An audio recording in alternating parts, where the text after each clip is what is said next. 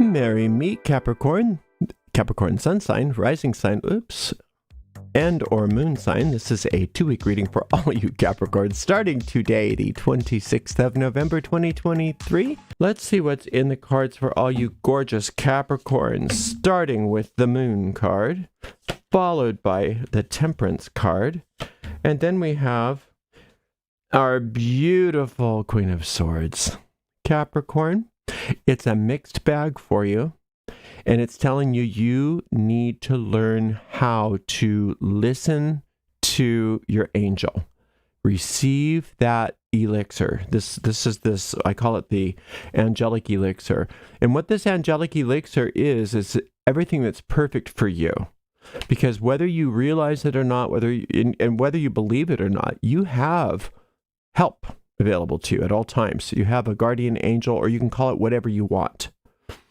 And that angel that I'm calling it your angel, just because that's how it's depicted in the deck here, knows exactly what you need and how to get you where you need to go and do what you need to do, and whatever it is, whatever so-called healing that you need, it's available to you, but will not and cannot make you drink it. It can't force feed you your healing. And so if you notice yourself today getting tripped up by illusions, or not only today, over these next couple of weeks, getting tripped up by illusions, or especially falling prey to that inner urge to sow discontent for yourself or other people, that's this Queen of Swords. She loves to nurture conflict. She loves to be cynical. She loves to think of the worst in people. She loves to do all kinds of things to take you off your center and to distract you and waste a ton of time building up resentments. So if you notice that you're falling into that trap, calling on this angelic elixir will take care of it in an instant. But it's got to come from you, and that's got to be your decision. Nobody's going to force that. So you can be as into the Queen of Swords as you want, or you can be as free from the Queen of Swords as you want, but you have to notice it and then decide. Let's open everybody up. I'm going to talk to you a little bit more about this moon card in a second, as soon as I get the qualifier here. Oh, nice. We've got the Star card, plus the 6 of Wands. That's nice. And the 2 of Coins. So it's not uncommon for a Capricorn to be impatient, especially about money. You're a cardinal sign. I'm a cardinal sign. Aries are cardinal signs as well. We are the impatient lot. We are impatient by nature. And that's part of our charm sometimes. But when you allow that impatience to take over you and allow that impatience to be something that takes you off your center, then you're more easily going to fall prey to that Queen of Swords type thinking inside of you. Because discontent, birds of a feather flock together. Misery loves company, so that sort of thing. And that's true for your thoughts as well. So the more impatient thoughts that you allow to fester, then that will call up another kind of impatience, and that will call another kind of discontent, and so on and so on. That's really what the law of attraction is. I know that people think the law of attraction means you attract things to you, but in the general magical and metaphysical understanding of what that law is, it's the law that one thought attracts another thought, and that's how you build thought forms. Is one thought becomes draws another thought of a like kind to it, and then these collectives of thoughts become a thought form, and that is what manifests into reality, thought forms.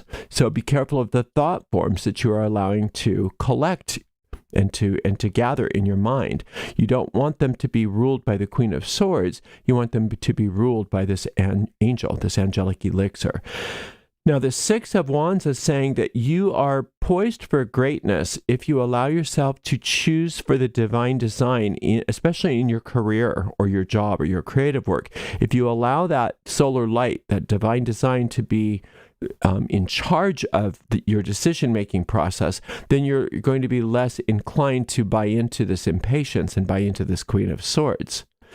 Not only that, but a lot of what's been going on that you've made your mind up about, you've made up your mind about things because of what you think happened, based on what you think happened and what you perceived to have happened. And Capricorn, you're wonderful at being, quote, realistic, but can also be your downfall if you're not careful and understand that even though, you see it with your own eyes, you hear it with your own ears, you, quote, know what's going on, you don't. You don't know what's going on all the time. None of us do. Because the world itself is illusory. That's what the illusory nature of this world is depicted in this moon card. Now, the reality is behind what you think you see. And that's what this is represented by the star card. Now, the star card is that energy or goddess of grace. And you can see how this is a very traditional version of it. She's got one picture going into this body of water and the other picture on dry land. So she's saying, I'm going to purify your deep mind and also purify your manifestations. And this is the most traditional version of this symbolism, and it's the one that I find the most accurate, because what she's saying is, I can go into your deep mind, past, present, and future, and help you change those thought forms, and thus, no matter what you've done, said, or caused, I can undo the consequences. I can change their manifestation for you. So that star energy, that star goddess energy, is a compatriot of the solar light. Except for rather the solar light reorganizes everything in your current life to conform to the divine design, whereas the star card, she has access to all linear time because she's not of time. So she can go into your future, she can go into your past, or she can be in your present, where she is undoing and redoing any mistakes that you've made.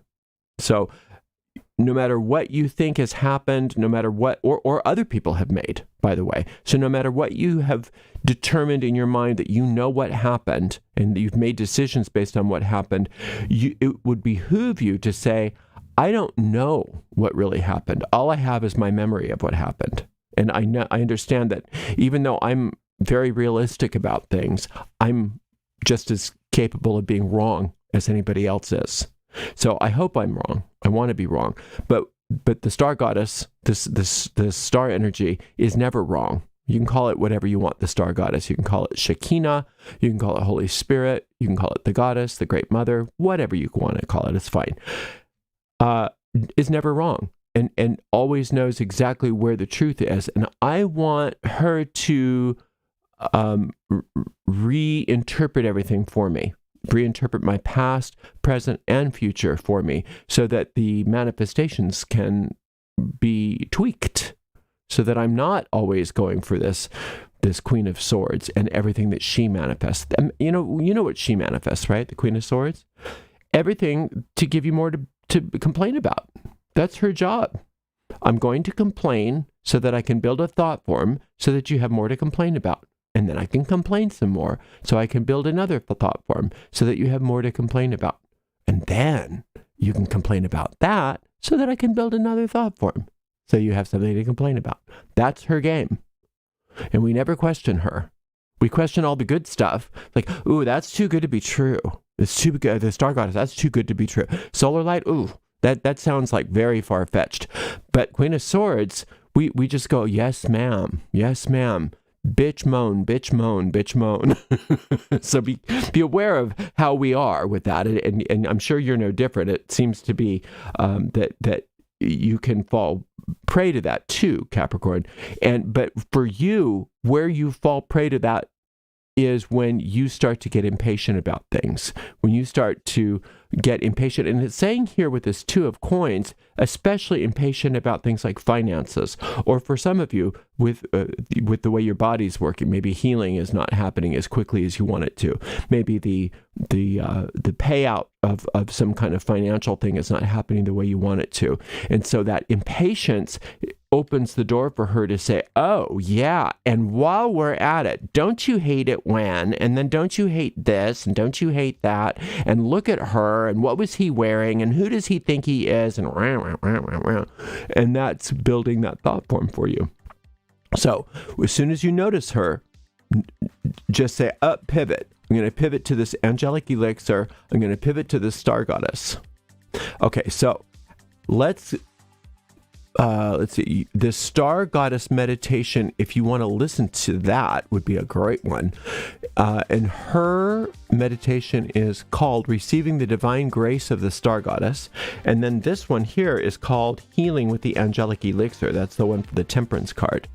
And both of those really work well together, hand in hand. If you have time to listen to them both over this next couple weeks, you can find the link to all of the tarot meditations right in the video description of this and any tarot video that I have.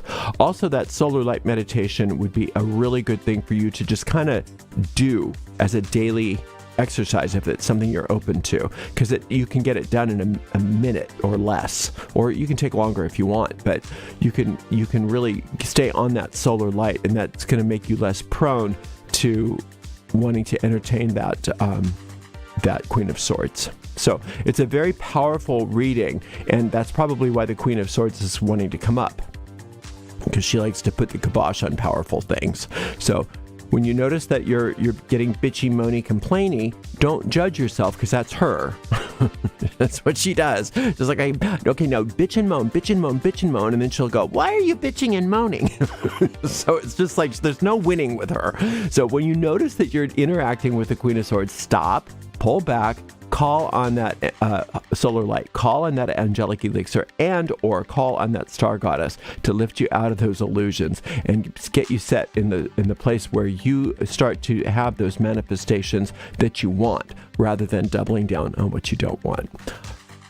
Thank you so much for spending a little time with me, and thank you so much to the amazing moderators, Sarah and Natasha, and maybe Miranda. And we'll see you in 2 weeks, Capricorn. Until next time, blessed be.